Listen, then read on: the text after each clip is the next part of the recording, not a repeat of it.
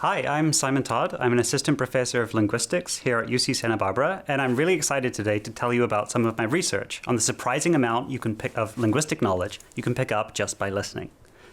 Before I begin, though, I want to first acknowledge that this work has taken place over a long period of time with a large group of people, primarily based at Te Kahui Rororeo, the New Zealand Institute of Language, Brain and Behaviour.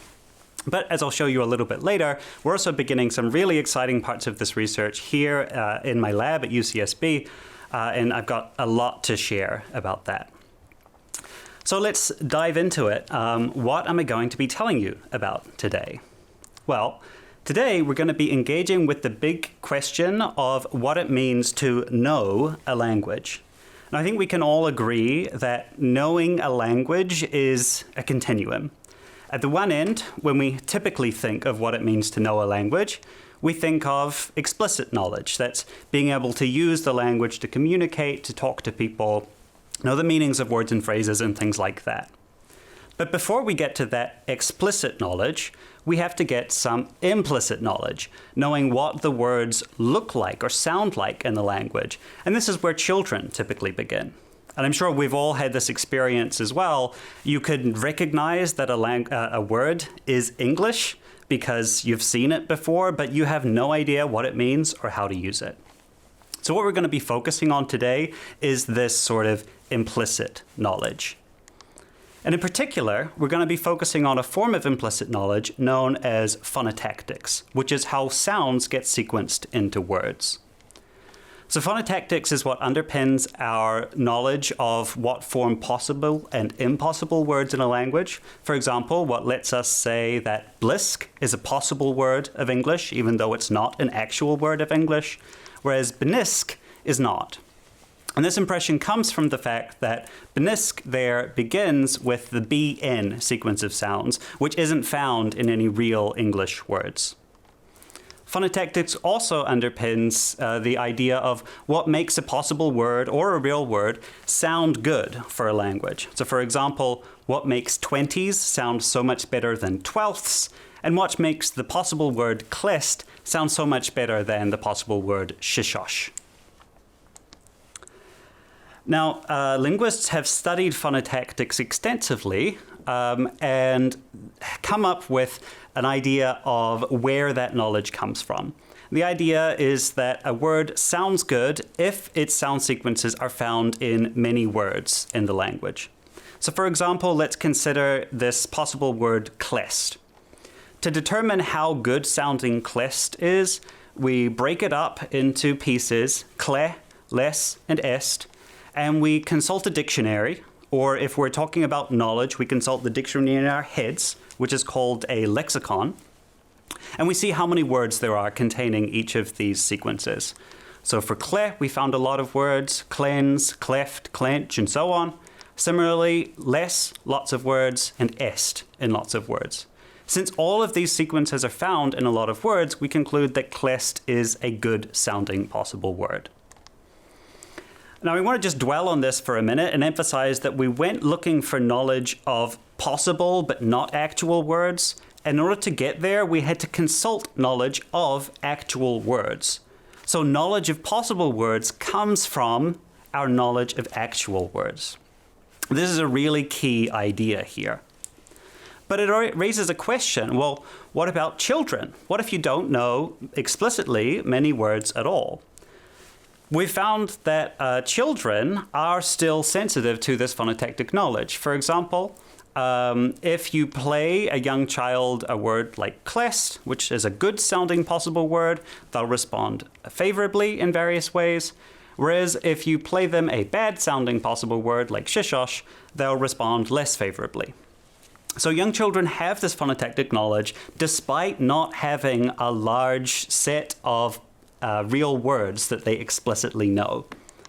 For them, the knowledge doesn't come from a lexicon, it comes from a proto-lexicon, which is implicit knowledge of these words rather than explicit knowledge, and it's devoid of any sort of meaning. It's just the forms of the words. So to make this concrete, a lexicon, which is what adults all have in our heads, this is like a dictionary. So it has words, definitions, examples, a whole host of other information. Whereas a protolexicon, which is what the children have in their heads, is just a list of words without any of that other information. But that's enough for the phonotactic knowledge. Now this raises a question, where does this protolexicon come from? Where do these children get this implicit knowledge of words in the first place? And the answer is it comes from listening.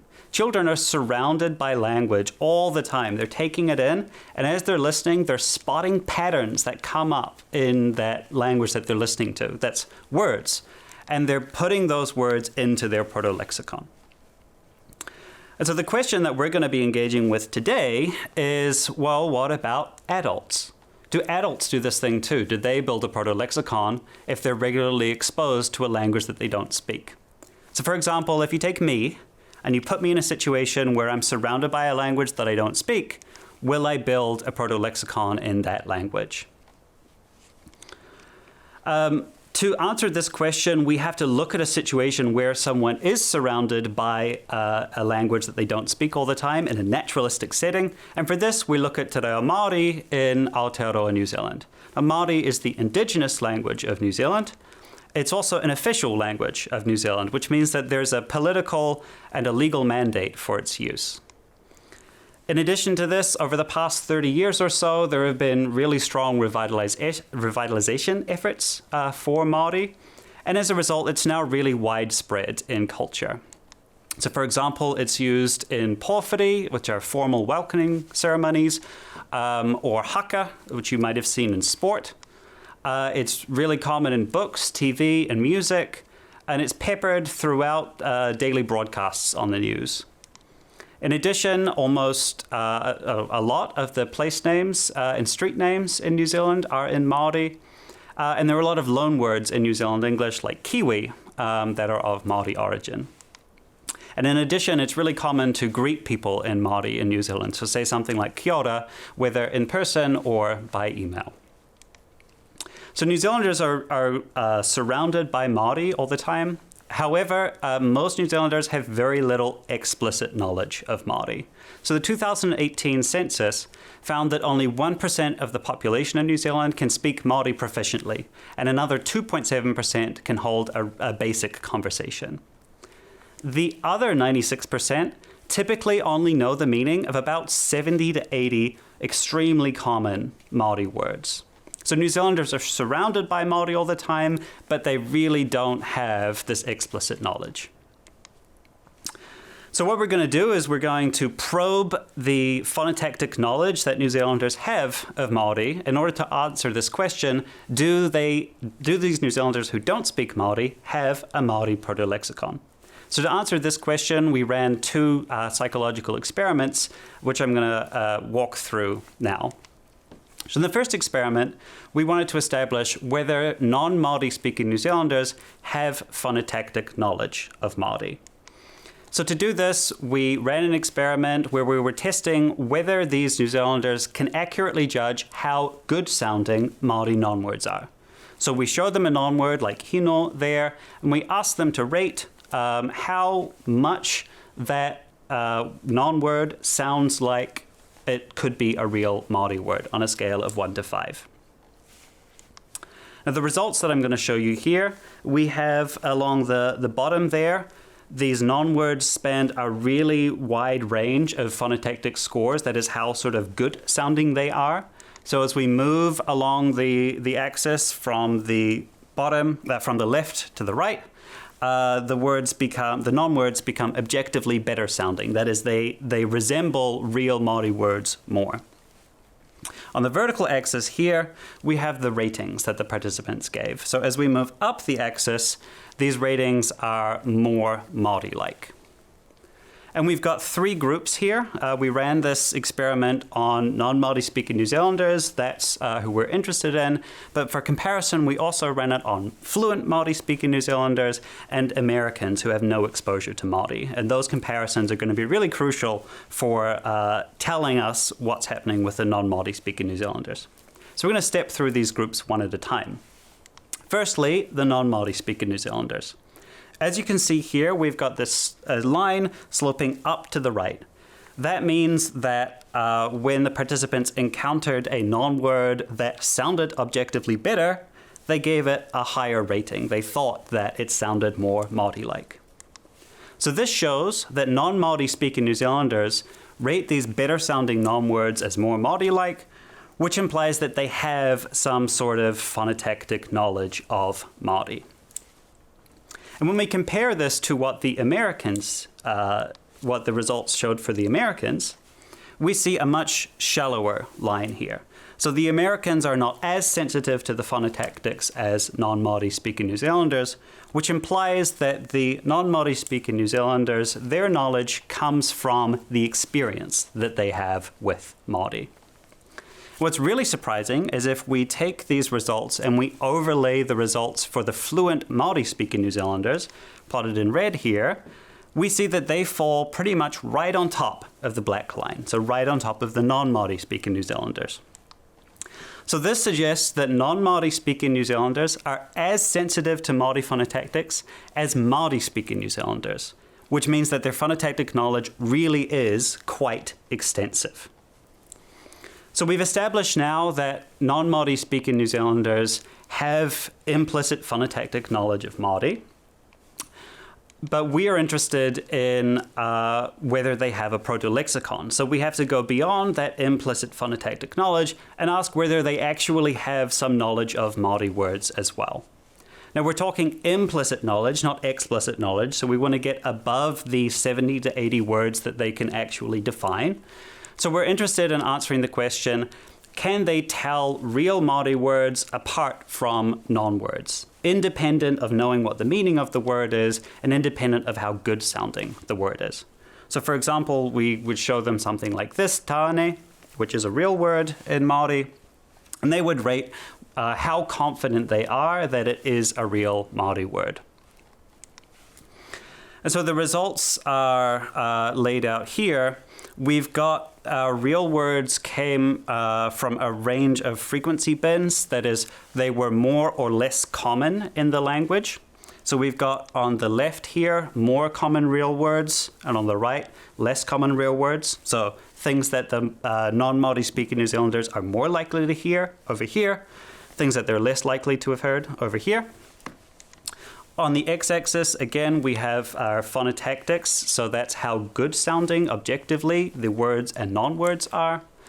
And on the vertical axis here, now we've got their ratings of how confident they are that the item is a real Māori word. And so we've got results for words and non-words separately here. Looking first at the non-words, we can see this same pattern of sloping up to the right that we saw in the last experiment.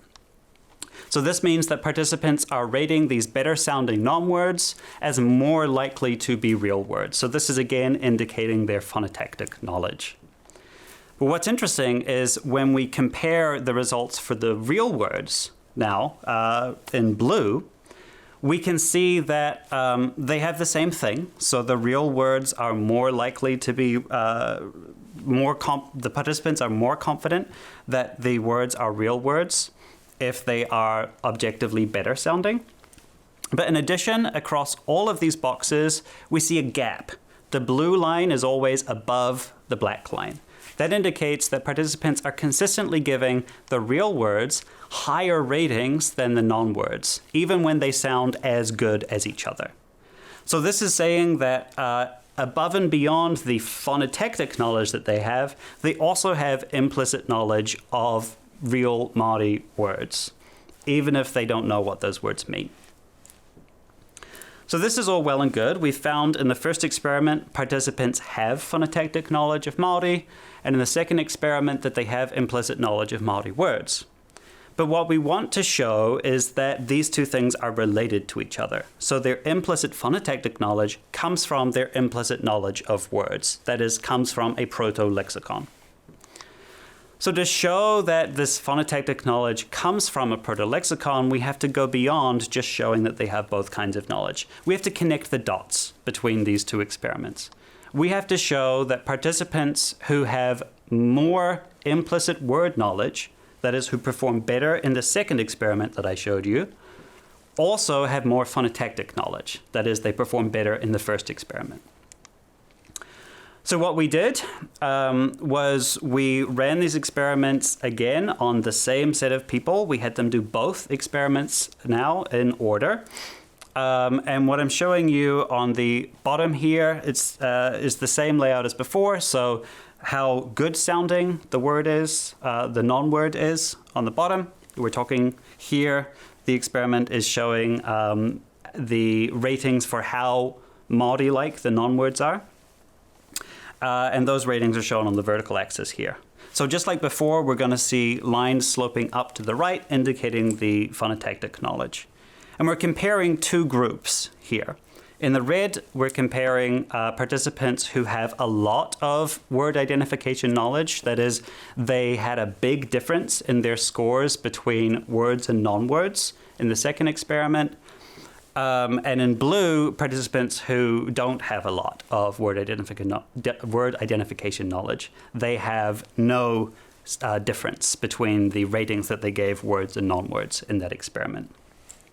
So when we plot these two groups together, we see that both of them slope up to the right, but crucially the red line, that is the participants who have high word identification knowledge, is steeper.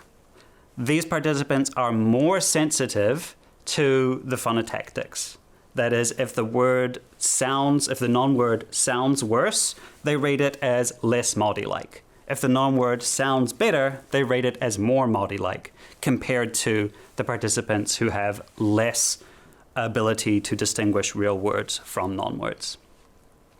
So this implies that the phonotactic knowledge that we see really is coming from a protolexicon. So this is great. We've now established that the non-Māori speaking New Zealanders have a protolexicon, and that protolexicon gives them phonotactic knowledge, but we don't know what that protolexicon looks like. In order to answer that question, we turn to computational modeling. So we have a couple of unresolved questions here. We've got, firstly, how big is the protolexicon? How many words do non-Māori speaking New Zealanders know implicitly? And what's in it? What kinds of words are in it? And are they even words at all? We can't answer these questions directly by looking into someone's mind and seeing what's in their protolexicon. So we do the next best thing. We create artificial minds. We simulate different kinds of protolexicons, and we compare them to each other. And what we're doing is we're comparing them for how well they're able to explain the experimental results. If we can find simulations that explain the experimental results well, then we conclude that that is a good candidate explanation for what the protolexicon in those participants looks like. So we build these simulations that are creating protolexicons, and we have two ways of doing that. Firstly, we try protolexicons built from a dictionary. So you have 18,700 words in the dictionary. The participants have some random sampling of those words, and all of the words in the dictionary are equally likely to be included in their protolexicon. All of the words are treated the same. We compare that approach with protolexicon built by listening. So this is just like I was talking about at the beginning. Someone is constantly exposed to the language. They pluck words out of that language that they're listening to and put them in their protolexicon. Now, in this situation, because not all words are occurring equally often, some words are more common than others, the words aren't all going to be equally likely to be included in the protolexicon. Common words are going to be much more likely to be included than rare words here, which is going to give us a different looking protolexicon than in the dictionary case here.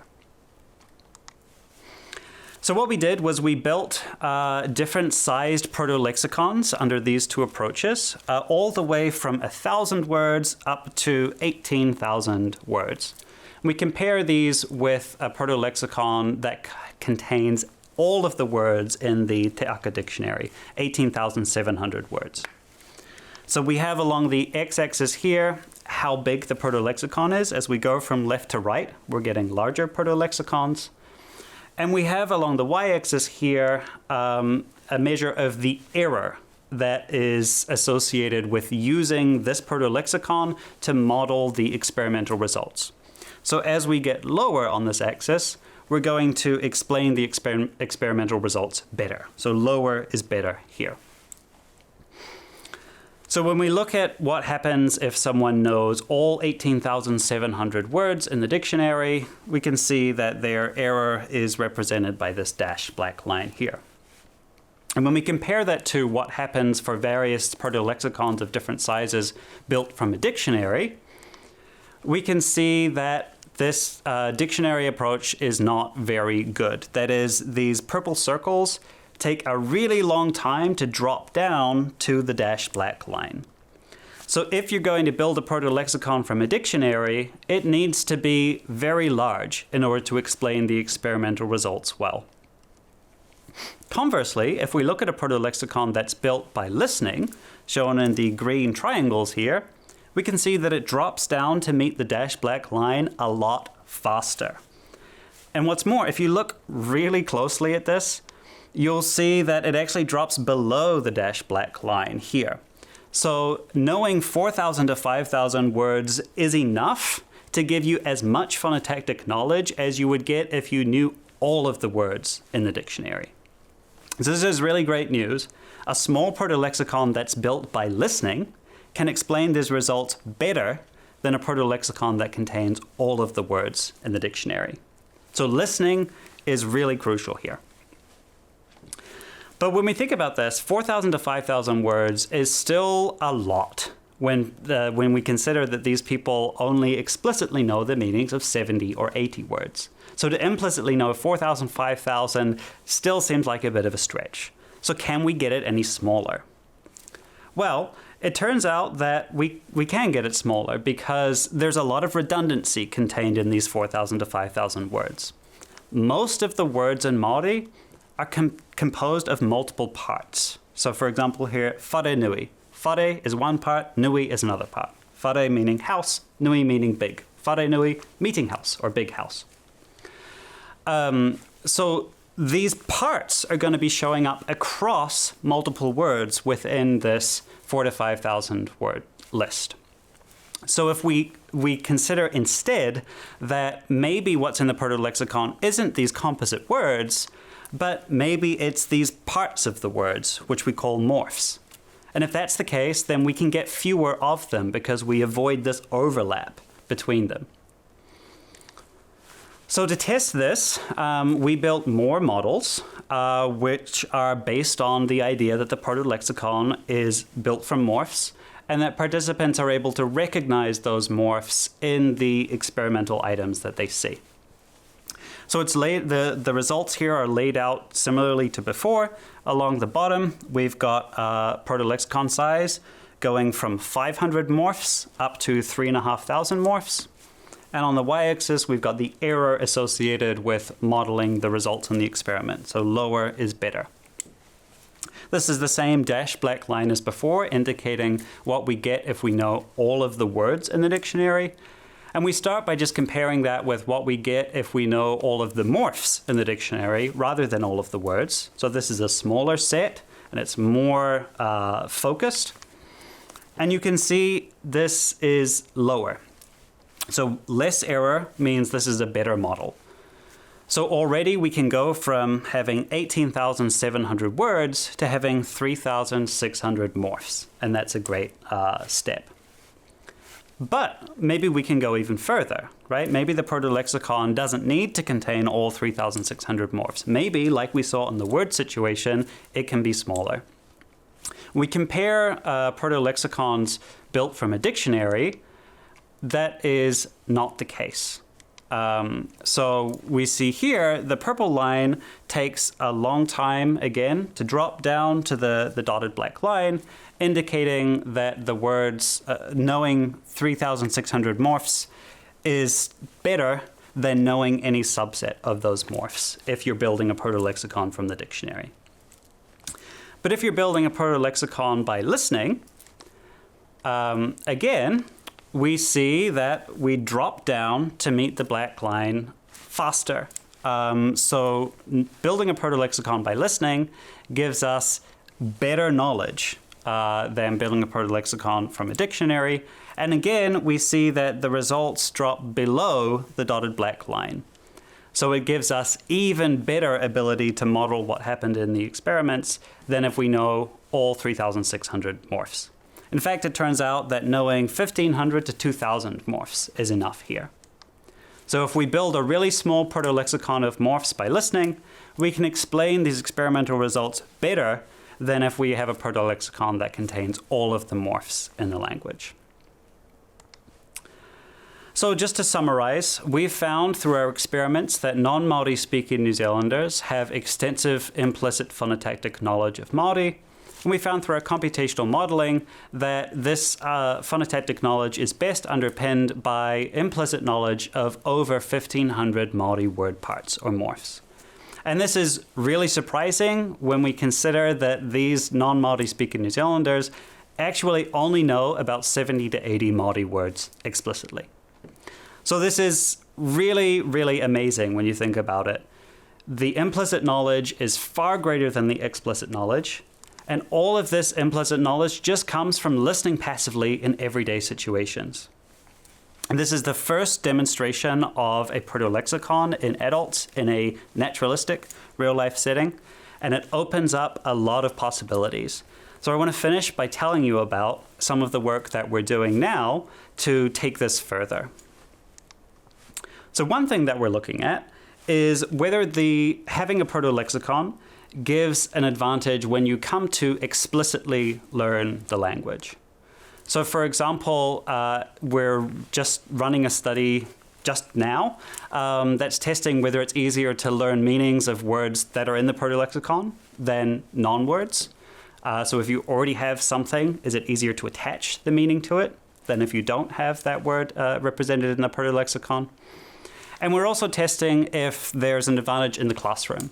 So do students with larger protolexicons learn vocabulary more easily than students with smaller protolexicons? And we expect to find support for both of these ideas because this is exactly what young children do. So think back to where I began talking about young children. They start by not knowing anything explicitly, building this implicit knowledge of the protolexicon and using that to bootstrap their explicit knowledge acquisition. So we expect to see support for both of these things.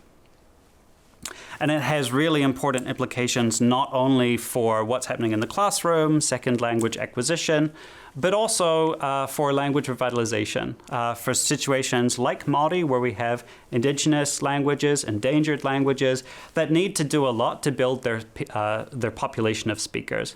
If we can find that having a protolexicon makes it easier for people to learn the language, then we get a lot of support for just putting the language out there a lot as a way of getting a head start in those revitalization efforts. Another question that we're looking at is who has a protolexicon? So one thing that we have planned is to run these experiments with participants of different ages to test at what age the protolexicon develops. Do you have to have the exposure in childhood? Can you build a protolexicon of the same size in childhood, or does it have to wait until you get older? Things like that. We're also interested in really probing this idea of the importance of childhood further by comparing what happens with people who grew up in New Zealand and people who were born elsewhere and then moved to New Zealand as children. So do those people who moved to New Zealand, are they post-early childhood able to get enough exposure to build a protolexicon just as well as the people who grew up in New Zealand? And we're also looking at it the other way around. So if we have people who were born in New Zealand, spent their early childhood in New Zealand, and then moved overseas, how long is the protolexicon going to be retained for them? Are they still going to have that knowledge in their adult years, just like the people who stay in New Zealand have that knowledge in their adult years? Now, these are really important questions for laying out the theory of the protolexicon and really helping gauge our scientific understanding of what's going on. Here at UCSB, we are really pushing further on the computational modeling side. So one question that we're asking is, do we even need this protolexicon to explain the results that we saw in the experiments? Is there instead some sort of alternative? Questions like that. So one thing that we're doing is we are building algorithms that that simulate how these morphs could get into the protolexicon in the first place. So an algorithm that essentially listens to running speech in Māori and extracts morphs out of it. We're taking that and seeing how well that can explain the results that we've seen. And we're comparing it with other alternative models that don't rely on a protolexicon in order to generate phonotactic knowledge. So things like neural networks. And we're going to, by comparing these two approaches, we'll be able to see to what extent do you actually need a protolexicon in order to get this knowledge. And the ways of getting a protolexicon, are they actually feasible given how much exposure people have in the real world?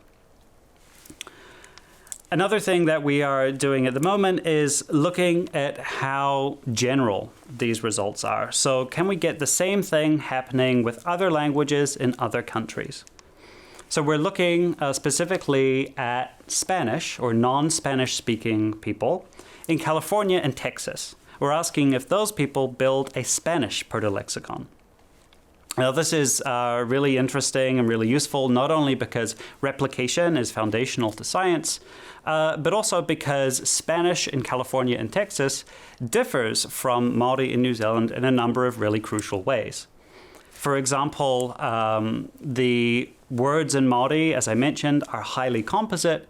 Comparably, the words in Spanish are a lot less composite. So by comparing these two situations, we can see how strongly this result relies on the highly composite nature of the words. One other thing that's really different between Spanish in the US and Māori in New Zealand is how people feel about the language, the attitudes that people have towards the language and its speakers. So the attitudes toward Spanish and its speakers in the US are a lot more negative than the attitudes toward Māori and its speakers in New Zealand. And so it could be that these differences in attitudes create implicit barriers to learning. And maybe the results that we saw in New Zealand are actually not driven by, but facilitated by the positive attitudes that we see. So these, again, are really useful questions for telling us how general the result is, for telling us more about some of the mechanisms underlying where the protolexicon comes from. And we're running these experiments right now. We're just about to start. So there's a lot to say, so watch this space. Expect to see some really exciting things coming out soon. But for now, that's it. I'm going to leave you on that promise of things to come. And I want to thank you for doing the really important thing, which you now know is listening.